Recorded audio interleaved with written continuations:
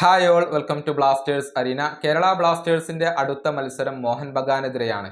വരുന്ന ശനിയാഴ്ച വൈകിട്ട് ഇന്ത്യൻ സമയം 7:30 കൊച്ചി കലൂർ സ്റ്റേഡിയത്തിൽ വെച്ചുകൊണ്ടാണ് ഈ മത്സരം നടക്കുക. കേരള ബ്ലാസ്റ്റേഴ്സിനെ സംബന്ധിച്ചിടത്തോളം ഇത് വളരെ പ്രധാനപ്പെട്ട ഒരു മത്സരമാണ്.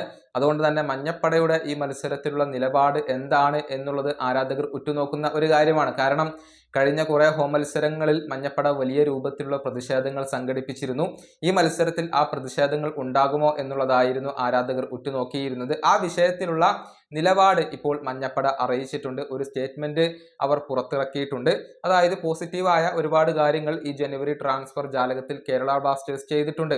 പക്ഷേ മഞ്ഞപ്പട ഇപ്പോഴും ആ ഒരു പ്രതിഷേധത്തിൽ നിലനിൽക്കുന്നുണ്ട് എന്നുള്ളതാണ്.